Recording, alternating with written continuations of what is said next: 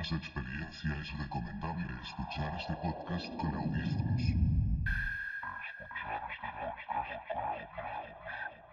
Nuestra recompensa se encuentra en el esfuerzo y no en el resultado.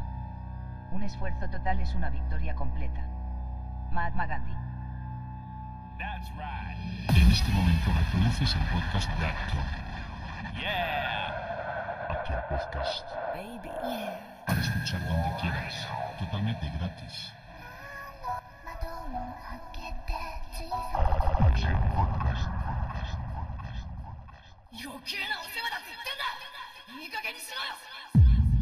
Este programa es público, ajeno a cualquier partido político. Queda prohibido el uso para fines distintos a los establecidos en el programa. Padre nuestro que estás en el cielo, santificado sea tu nombre, venga a nosotros tu reino, hágase el toque o el callito y que esta botita me ponga pendejito. Subo, no mames.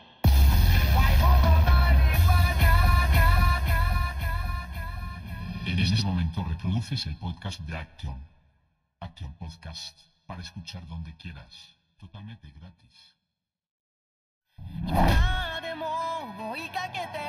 Hola, bienvenidos a esta primera entrega, a este primer capítulo del podcast, a esta primera temporada de esto que se llama el podcast del tabaco y el primer tema de muchos. Es más y menos que el anime y no le da el nombre del canal Action Anime. En su tema la desaparición del anime en México. Pero no podemos hablar del anime sin antes saber qué es, desde su origen etimológico. La etimología es el origen o procedencia de las palabras que explica su significado y su forma. El anime es una abreviatura de animación, que es la adaptación japonesa de la palabra animación.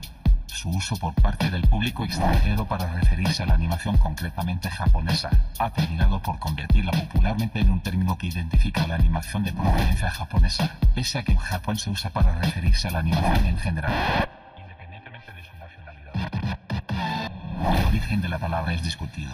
Se cree que el término anime proviene de la abreviación de la transcripción japonesa de la palabra inglesa animation, animeson. De ahí que se abrevia anime. Por otra parte, se cree que es una palabra de origen francés. El anime es un medio de gran expansión en Japón, siendo al mismo tiempo un producto de entretenimiento comercial y cultural, lo que ha ocasionado un fenómeno cultural en masas populares y una forma de arte tecnológico. Es potencialmente dirigido a todos los públicos, desde niños, adolescentes, adultos, hasta especializaciones de clasificación esencialmente tomada de la existente para el manga, historieta japonesa, con clases base diseñadas para especificaciones sociodemográficos tales como empleados, amas de casa, estudiantes, etc.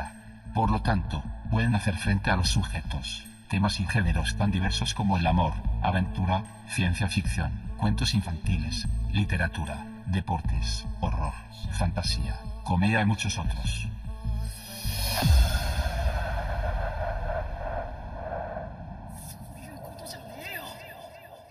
Si el anime es sensacional, pero ¿qué pasa? ¿Por qué preferimos ver anime por internet o por Crunchyroll y no por la televisión aquí en México? Simplemente debemos enfocarnos años atrás cuando el padre, tu tío, tu profesor, tu vecino, el conserje de tu escuela, el jardinero, el que vende gorditas, el padrino de tu hermano y tu abuelo veían animes en su adolescencia o su adultez y todo empieza en 1974. El primer personaje que llegó de Oriente a los televisores mexicanos fue Astro Boy y la historia del anime en México empieza. Nadie sabía en ese entonces que lo que veían era un producto netamente japonés ni mucho menos la popularidad que tendría. Más tarde se estrenarían Capitán Centella y Kimba, el León Blanco, caricatura que de hecho inspiraría al Rey León de Disney, y que años después se retransmitiría. La razón de por qué la única televisora de México tuviera en su barra infantil contenido japonés era debido al bajo costo de su adquisición, pues Japón poseía un mercado interno muy prolífero en cuestión de entretenimiento, es decir que sus programas eran producidos por y para japoneses. Así que cualquier venta al extranjero la veían como una ganancia extra. Para los 80 apóstrofes la variedad de animes se amplió. Llegaron las desventuras de Remy, el niño de Nagi, y uno de los más emblemáticos, Mazinger Z.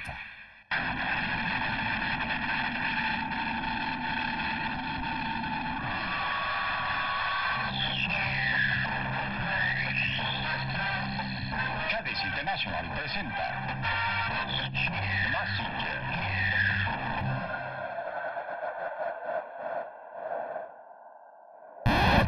En los 90 se nació Televisión Azteca con la privatización de Red Nacional 7 y 13, que de igual manera iniciarían la transmisión de anime para dar competencia a Canal 5. Free y Candy Candy fueron el inicio de la era dorada del anime en México, para dar paso a Saint Seiya, mejor conocido como Caballeros del Zodiaco. Siempre la verdad vencerá todo el mal. Y si tú quieres ser un guerrero, vencerás con todo el poder. Llegarás hasta el final. Si los sueños se van, el cosmos te guiará. Pegasus Fantasy.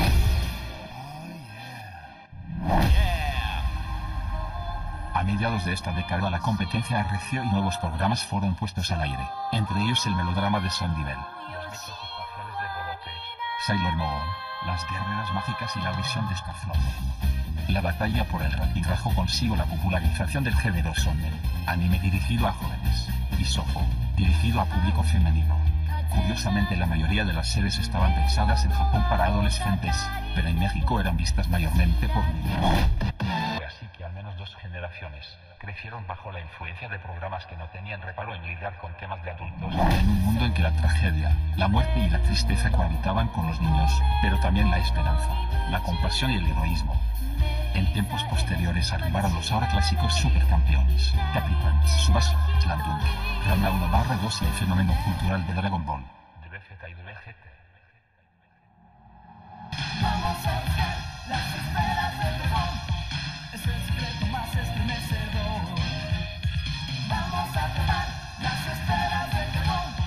Un milagro increíble se esconde ahí. La fantástica aventura va a empezar. Este mundo es una gran isla del tesoro. Queda mucho más que decir del anime en México y su desaparición brutalmente desconocida, pero eso será para la segunda entrega de este podcast. En algún lugar de la tierra brillan para mí. That's right. En este momento reproduces el podcast de Yeah. Aquí el podcast. para escuchar donde quieras, totalmente gratis. Información de este tema escríbenos a https://www.facebook.com/accionanime